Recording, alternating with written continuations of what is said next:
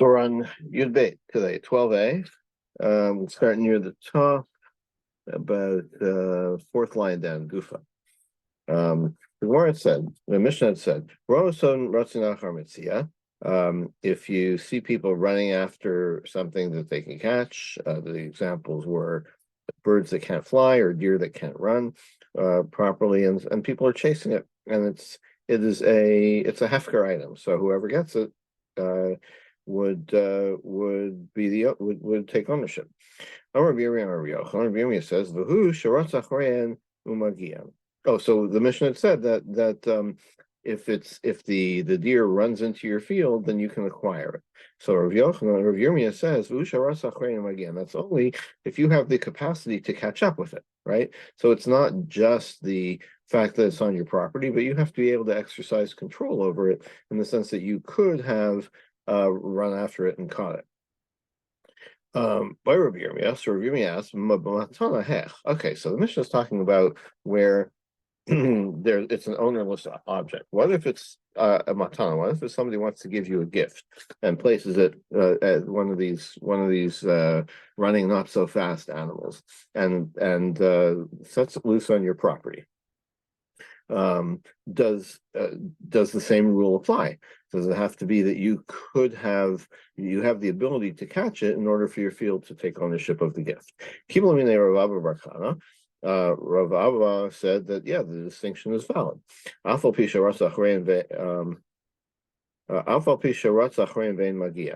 No, sorry. Rav Abba says he heard the question and he said, in the case of a gift, you don't have to be able to catch up to it. Your field can take ownership even if you're not able to do that. So Rabbi Rava asks, what happens if somebody throws a wallet through your door and it flies out the back door? So it went through your property, but it left your property. So does your property acquire it? So the Bryce says, Avir Shein Sofa Wanduach. Is it like airspace where it was never going to rest on the ground in your property, and so you wouldn't acquire it? So Kamunach Nameolot, does it make a difference if it landed on the ground in your property? Papa answers. Some say Rava answer. Isn't this our Mishnah? This is our Mishnah. People running after a hefker item. And Rabbi Yirmiyah already said only if you could catch it. And he asked about what about a gift, and that's our case, right? The case of the wallet flying through the air. The Rav Abba said it doesn't matter if you can catch it. So he's trying to make an analogy. The case of the wallet flying through the air, you don't have to be able to catch it. It doesn't have to be resting on the ground. Amalei. So Rava said back to him, it's not a good proof. Misgalgel kamas. You're talking about like a deer that's running on the ground. Shani misgalgel de kamunach dame. No. Airspace, the rule about airspace isn't necessarily the same as the rule about a deer running on your field. You cannot make an analogy from one to the other. So we're going to leave that unresolved. Okay. Next Mishnah, Metzia's beno bito ketani. If your underage son or daughter finds something and takes possession of it, or Metzias avdav shivchaso kananim, or your servant, Metzias isho, your wife, harelu shalo, belongs to the person himself. And the Gemara will analyze all these cases.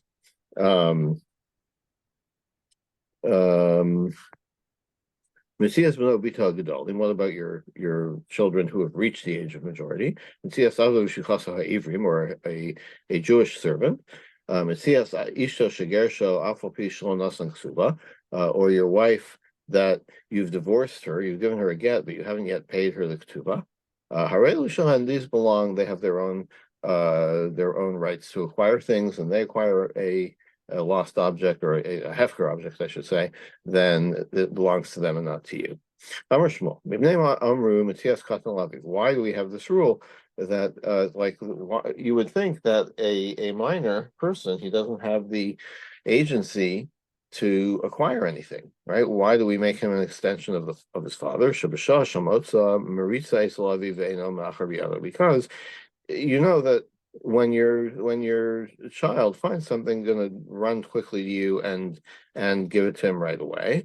And so his intention is to give it to you. So that's how you acquire it. So this doesn't really answer the question. Well, so are we saying that Shmuel says that what Shmuel's explaining, that really Midoraisa from the Torah, the minor indeed does not have any agency to acquire something, but the rabbis wanted to make it so that he does. And by the way, you know, I don't know if it's the Gemara, the Rishonim that explain that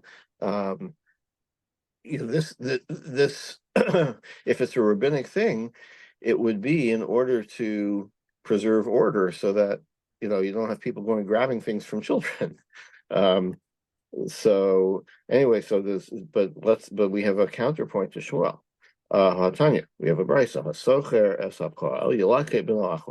If you hire a worker, then the worker's son can follow behind him and collect leket, right? So you're collecting for the owner, and you leave things behind. The things fall from whatever vessel you're carrying it in. And so your son, assuming poverty, this is for the poor, your minor son can follow you and pick up what you drop. Remind you, So right? Not minor son, the worker's son, right? I'm sorry, say again. Yeah, the worker's The son. worker's Right. son. Yeah, because we're assuming there's a case of poverty here. That's who leket is for. So we're assuming it's the worker who's the poor person. So Metzia l'shlish l'revia. But if it's not a worker, not a hired hand, but a sharecropper, then the son can't follow, because he's considered the worker is in this case a part owner, right? So he's required to give leket, not collect leket. Rabbi Yossi, Rabbi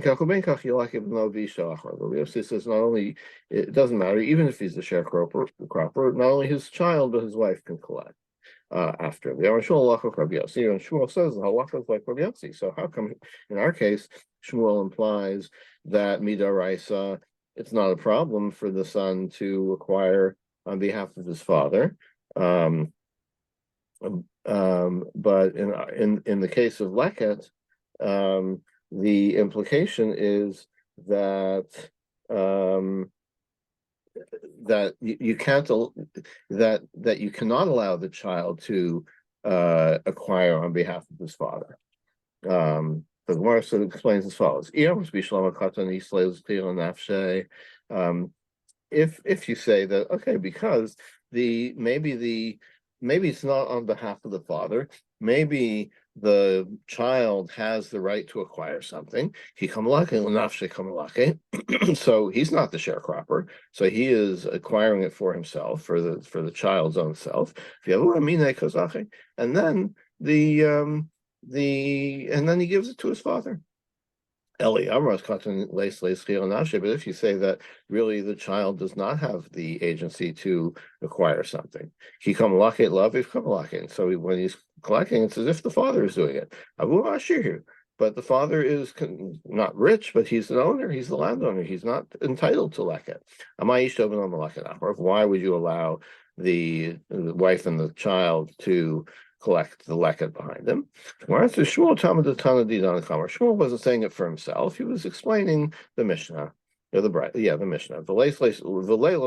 He himself doesn't hold that way, and that's how he can be consistent. So now Gemara asks from a different direction. Now we're going to ask about Rabbi Yossi. Does he really hold that the minor has, from Torah law, the minor has the ability to acquire something? That's now we have a Mishnah. Metzias chereshot v'katan yesh mishum gezel mnei darkei shalom. Another Mishnah says that if a chereshot v'katan, a deaf mute, or an mentally incompetent person, or a minor, you can't steal from them. You can't steal Metzia from them because of darkei shalom. In other words, minadin from the Torah, they don't acquire things for themselves, and if you take it from them, it's like taking from hefker. The rabbis instituted the darkei shalom, like I said before. You don't want to allow people to be grabbing things from children in the streets. Rabbi Yossi Omer Gezel Gomer, but Rabbi Yossi says no, it's real Gezel. It's from the Torah. V'Omer Chizda Gezel Gomer Midivreim. Chizda says no, he doesn't mean from the Torah. It means Midivreim. It's like, it's not just kind of gezel. It's like rabbinic. It's real rabbinic theft. Okay. So according to Rav Chizda, midaraisa, there's no gezel here. Midaraisa, you can take something from the minor. And by the way, nafkamina lahotzia b'dayan. What's the difference if you say it's like gezel gomer or gezel b'nei darkei shalom? Can we use the courts to recover this property for the minor? So presumably, if it's real rabbinic theft, then the court could confiscate it. If it's just mishum darkei shalom to keep order, then we'd let it go. It's not you can't really legally repossess it, and apparently that's considered enough to prevent people. The moral obligation, or the recommended obligation not to do that, is enough to keep public order. Anyway, so Rabbi Yossi, this seems to contradict what Rabbi Yossi said in our Gemara, right? That according to what Rabbi Yossi said here in our Gemara, the minor can acquire things biblically, and here he's saying no, it's all rabbinic. So Gemara answers Al Ramaye Asua Kamisha Hochalo Nemushas. The rabbis made the field as if it's already been overrun by the people who are collecting things, collecting lechem.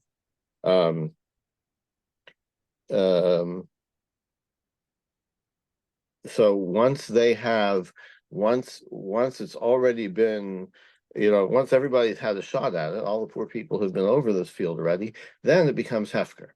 Okay, so the rabbis use their power to say, in the case of the child collecting it behind the father, we're going to make the field hefker, as we always do in any case at some point.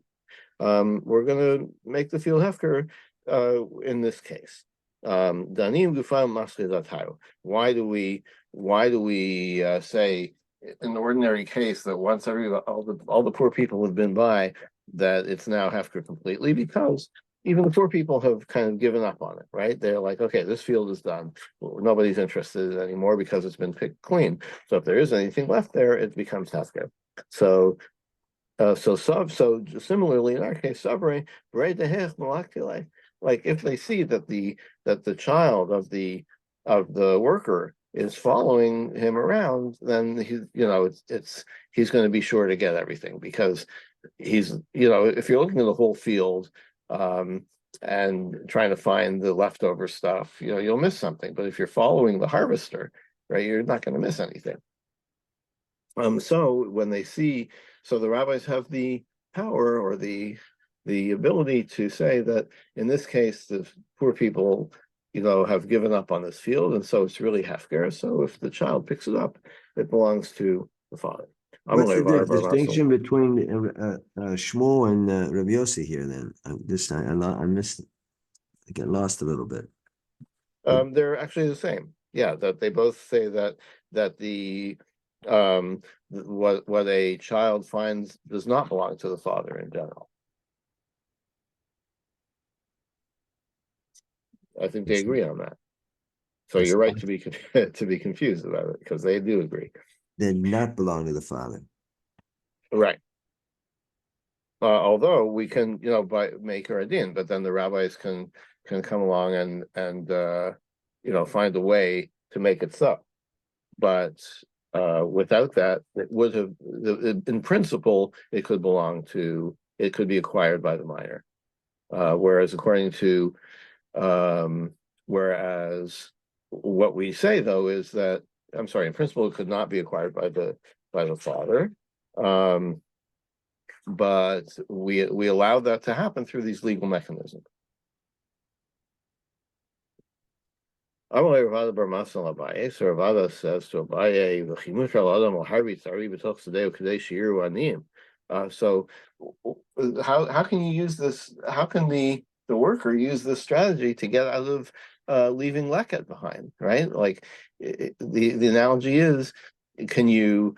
You're leaving. There's going to be leket in your field, but you post these fierce guard dogs outside your field to keep people out. Like, is that appropriate? So this is the same thing. Like, how can you have your son following you around in order to discourage the poor people from coming and collecting what's theirs?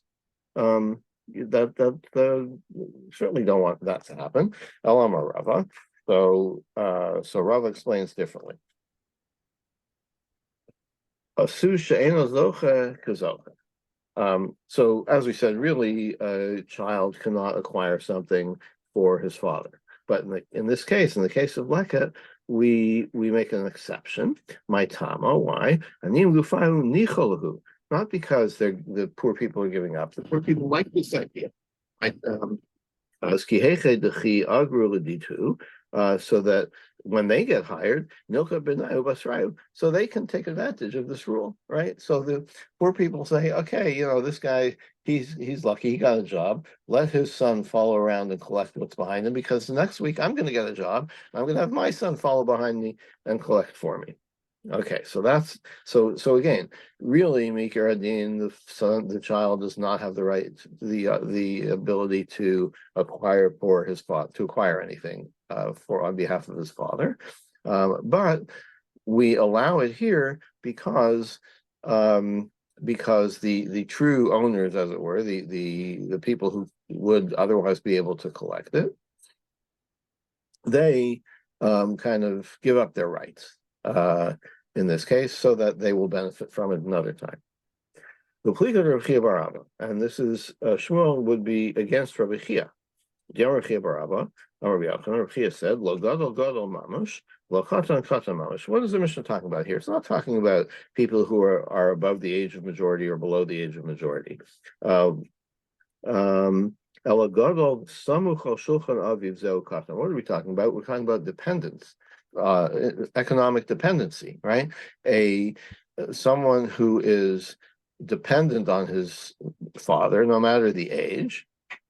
That's who we're talking about here. Can collect behind him, but even a minor or a person who is not dependent on the father cannot collect behind the father. Okay, so then what's the point of the Mishnah?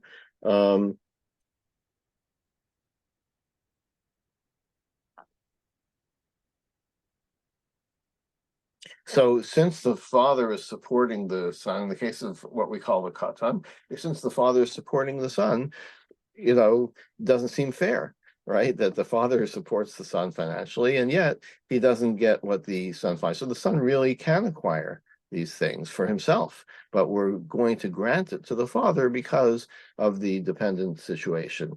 That as it were, the child, the son, owes it to the father to give him what he finds as leket. Okay. So next part of the Mishnah, if the father is divorced and the child is in the custody of the mother, then the child is no longer dependent on the father necessarily, right? Okay, that sounds right. Yeah. Oh, well, it depends. I think it's just a question of means, right? If it's not a question of the father being legally obligated to support him, because once the child is age of majority, the father is not legally obligated. But if in fact the father is supporting him, so the rabbi said, you know what? Well, how's the father going to feel if he's paying the son's bills and the son, won't give him what the son finds as leket? It's not going to be a domestic a situation of domestic tranquility, right? There's going to be resentment. So that's why. So it's nothing to do with whether the son is a minor or age of majority. It has to do with the family dynamics, really.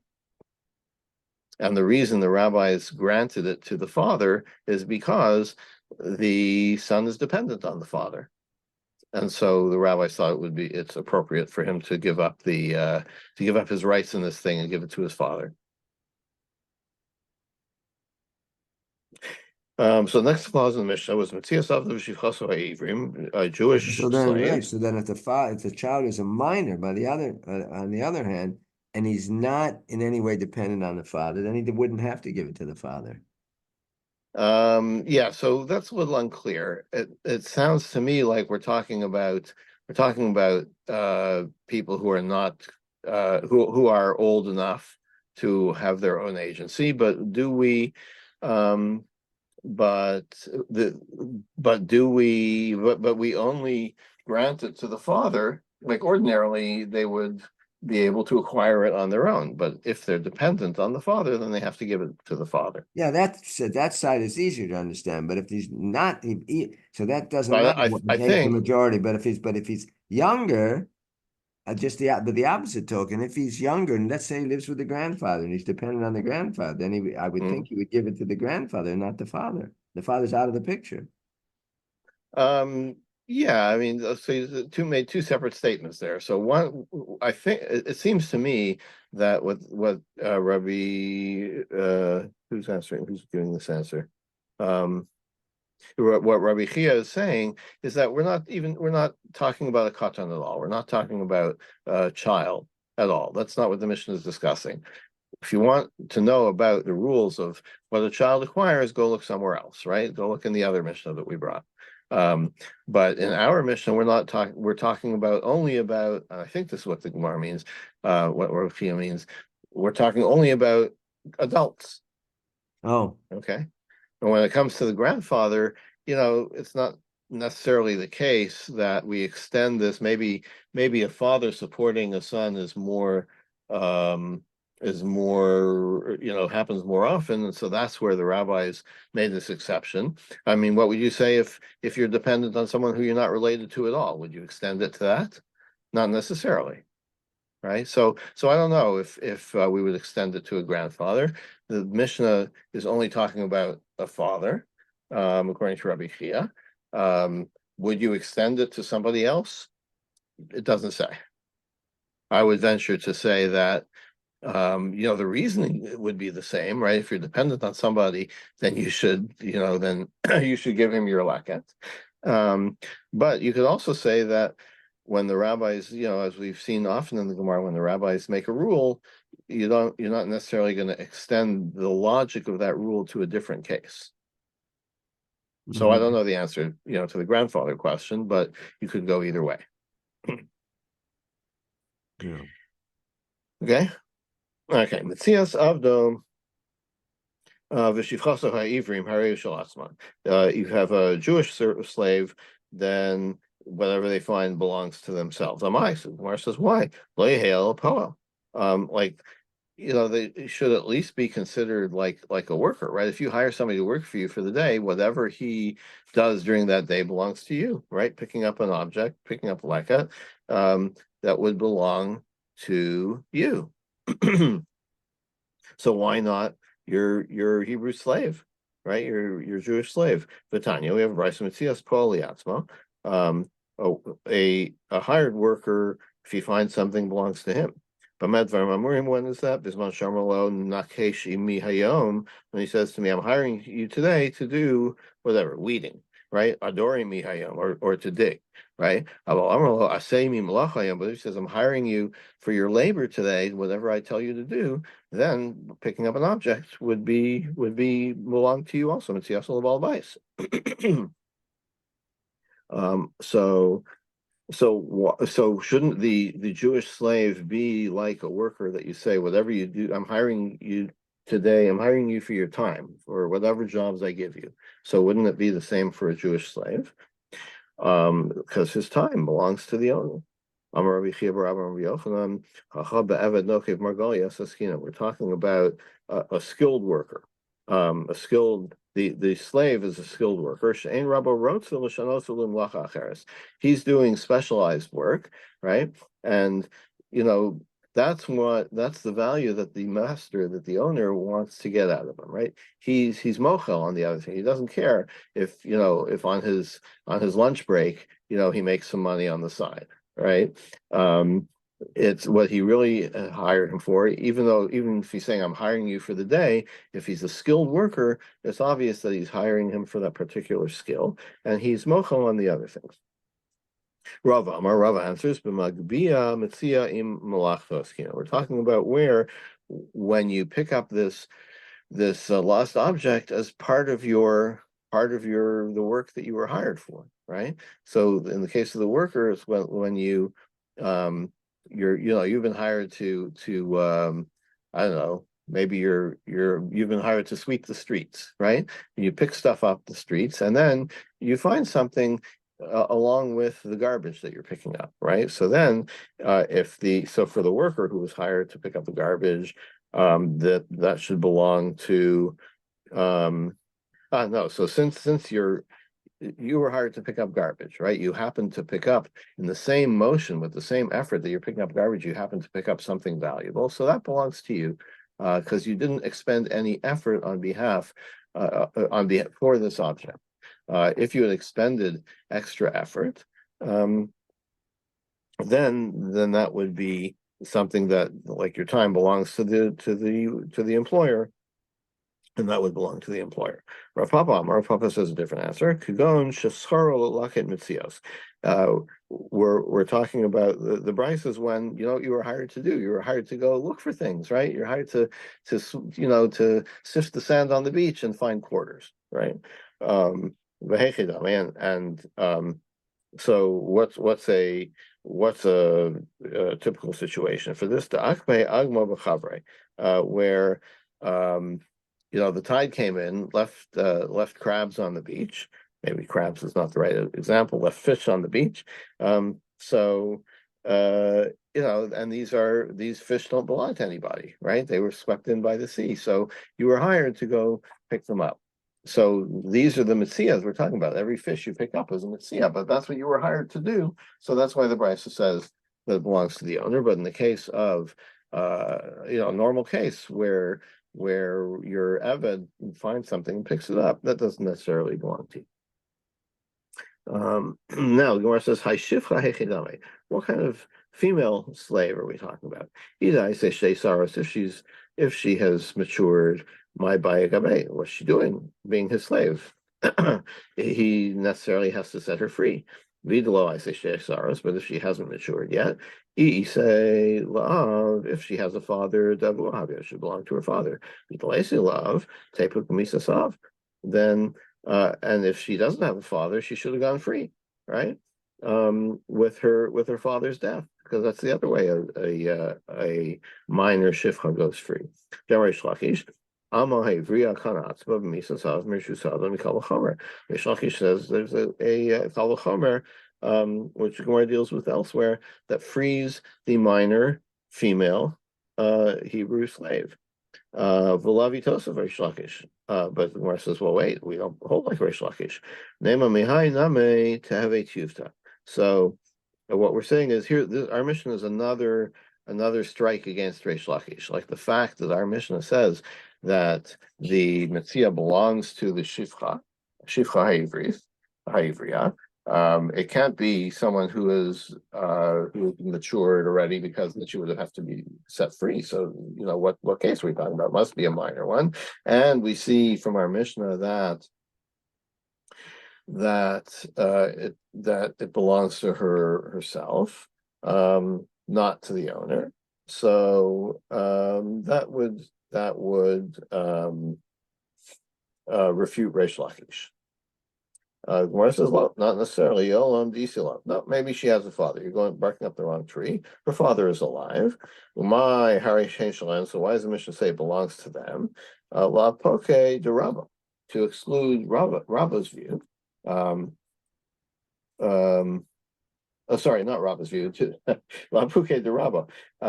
It's like it belongs to her and not to her, not to the master, right? So really it belongs to the father, not to her herself, because she's a minor, right? But what the mission is saying is that it doesn't belong to the master. So when it says it belongs to her, it's not being accurate, it's not being precise. It means it doesn't belong to the master, rather it belongs to her father. Now, Metzia Ishta, the Mishnah wife who you've already divorced but haven't paid the ketubah yet, if she finds something that belongs to her. Gersha, so we're talking about a divorced wife, Pshita, right? Of course it belongs to her. The ketubah is only a financial obligation then. It's nothing to do with who's the boss of her, right? Who owns her things. She's an independent woman now. She's divorced. So the ketubah has nothing to do with it. So of course it belongs to her. What's the Mishnah telling us? Gemara says, we're talking about the Megareshus, Ve'ena Megareshus. She's kind of divorced, right? She's not fully divorced. It hasn't been resolved. The Amar Rizera Shmuel. Zera says, anywhere that the rabbis use the phrase she's kind of divorced, she's divorced but not really, as long as the case is unresolved, the husband has to provide for her, and therefore he would acquire anything that she finds. Why did the rabbi say that what a woman finds belongs to her husband? Similar to what we saw before. Really, it could belong to her, but we don't want to have discord in the house. The husband feels I'm supporting her and she gets to keep what she finds. She should have to give it to me. So the rabbi said, then that's why the wife has to give it to the husband. But here they're in the middle of a divorce, right? So there's already plenty of discord. We don't have to worry about causing discord. So the reason to appropriate the item from the wife and give it to the husband doesn't exist anymore, because they're already at loggerheads. So therefore she gets to keep the item. Okay, so next Mishnah shifts to discussing if you find a contract. Now, the contract itself, we're assuming we're not, for some reason, the Mishnah does not deal with the value of the paper. To us, the paper doesn't really have much. A single sheet of paper doesn't really have any value.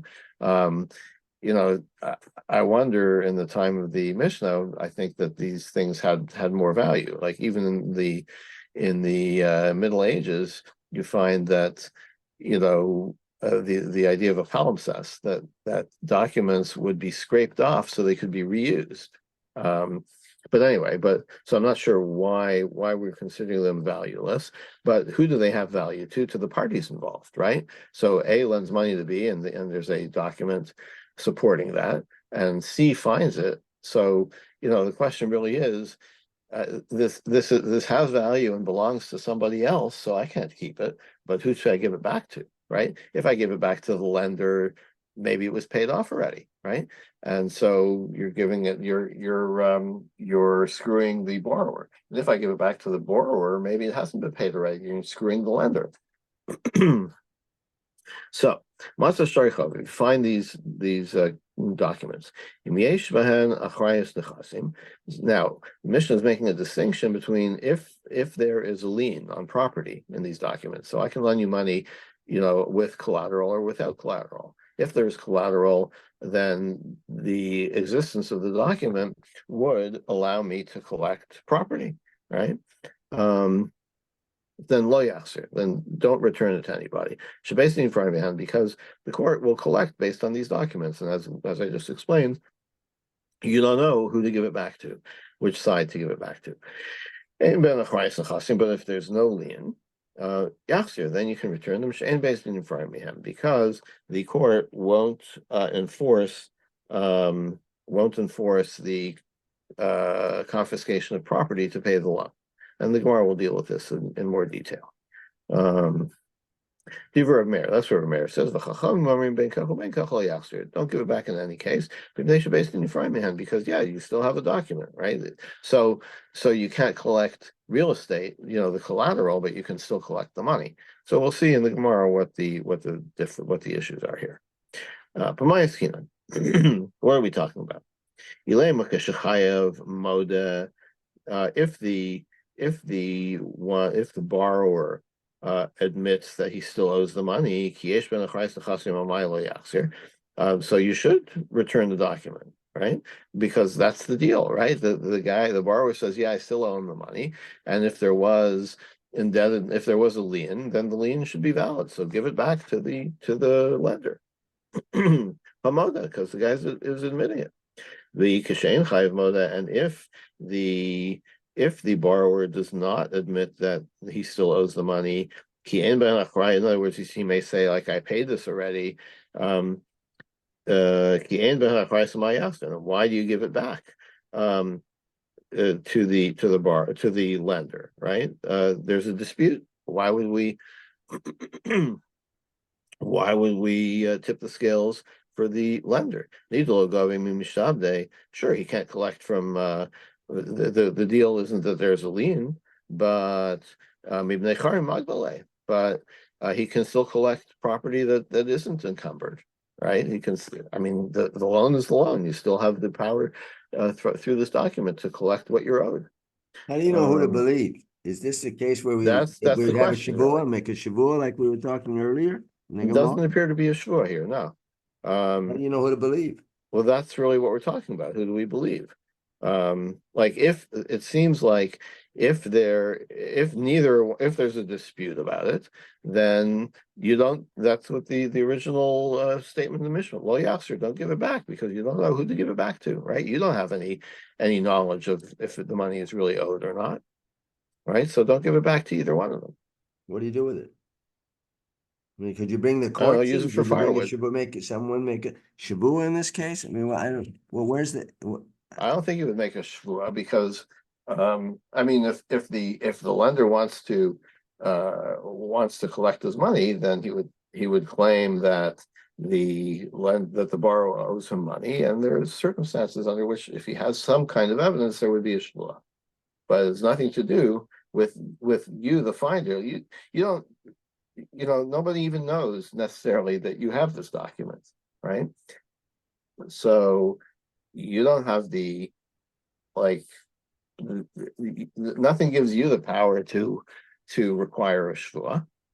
If a shvua is required for whatever, then because of whatever evidence, then fine. But it's like, No why one would knows you if you insert have the yourself? document, right? No one knows. So then don't say anything. But now you've involved the case. We've involved the case where the debtor says, I didn't know anything. He's Mulder, he's not Mulder. So now someone knows you have the document.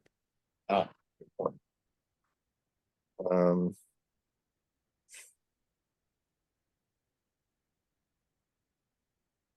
it could be. I don't know. I hadn't considered this before, but you have a good point. It could be that this is, we have a bunch of cases in which when would you make a shvua, right? If there's like partial evidence, right, or evidence that's not two witnesses, right? If you have a single witness and so on, it could be that this might be that kind of a case, but then the Mishnah would probably say so, right? So why wouldn't there be a shvua? I don't know. It's a very good question. I don't know. Okay, I'll see if I can find anything about that. I like the question. Anyway, my answer is Leolam Kishachayev Mada. Okay, what we're talking about is when the borrower admits that he still owes the money. But what's the reason that you don't give it back? The Chashina Shema Kasav Lilvos Ben Nisan, V'Lalava Ad Tishrei, because when we're talking about liens, right, the date makes a big difference, right? Like maybe, if somebody purchased property from the borrower before the loan took place, then he owns it free and clear, right? There's no lien on that document. It's only one on that property. It's only once the loan took place that there could be a lien on the property. And if after that, after the loan took place, somebody else came along and bought the land, which is the security, then the lien applies, right? It's not a we can appropriate that land and give it back to the lender, right? But it all depends on the date. So what if you drew up the documents in Nissan, and then you didn't actually make the loan until Tishrei? So the date on the document is Nissan, right? And then somebody bought it in Sivan. Somebody bought the land. It wasn't encumbered yet. There wasn't a lien on it yet, but it looks like from the document that there is. So that's why you can't give it back. And then the buyer will have lost debt unlawfully. So then Gemara asks the obvious question: come on, you could ask that question about any documents, right? Well, it's nothing to do with if it was lost. Like, don't date documents improperly. So the Gemara answers Koshtari lo rie. This document already, there's a problem with it. The problem is that that it's not in your safe deposit box, right? It's not in your files, right? It was found on the street. So therefore we're kind of suspicious of the circumstances.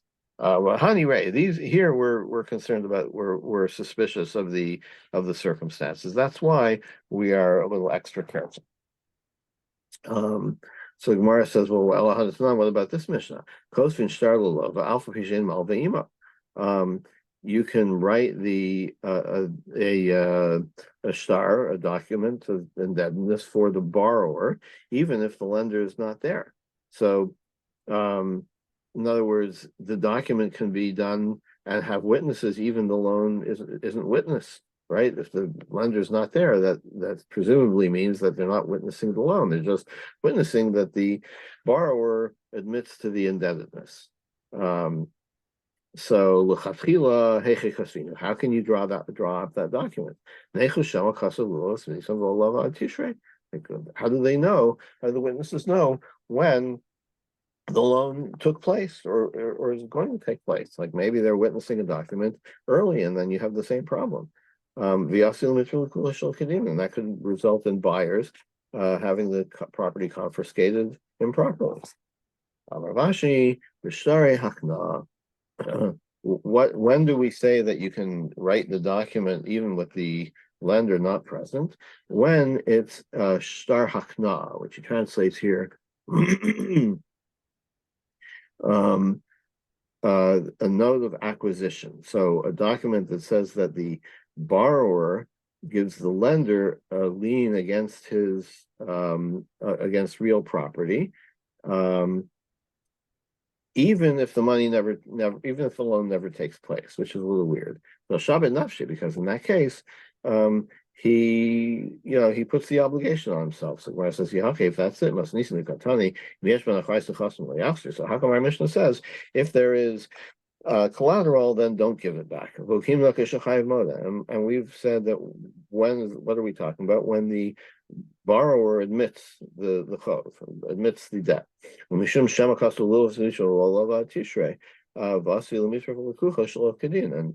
we've said that the reason is because of the Nisan Tishrei. So Amai lo yachzir. Why not give it back? Let's see. If we're talking about this sharakna, this note of acquisition, so like, who cares when the money changed hands? For whatever strange reason, you granted the lien to your property and you haven't received the funds yet. So it's on you. And if it's not that kind of document, then the Hamaski you already said, for other kinds of documents, you don't sign the document unless the loan is taking place in front of you. Ravasi answers, we're talking about, never mind the shtar hakna, we're talking about a regular loan document. We don't write the document when the lender is not there. Masnisin kevan denafal Israel. But in our Mishnah, since this was a found document that you didn't keep it safe. So it's got a problem. There's already a problem with it. So maybe, ordinarily we would say, oh, maybe this was written before the loan took place. But in this case, because there's something fishy going on, we have to be concerned about other fishy things going on. All right, we'll stop here for today. I'll think about what you asked. It's a good question. See if I can come up with anything. So here Okay. in this case, we're concluding that maybe this document was not exactly kosher in a sense. Yes, right. There's something suspicious going on here. Exactly. But normally you would expect the lender, the malva, to be present when the Yes, document is absolutely. written. That's right. Which, right? I mean, that kind of makes sense. Yeah, right. You would expect that. I would certainly expect that. Yeah. Okay. Okay. Have a good day. See you tomorrow. And then.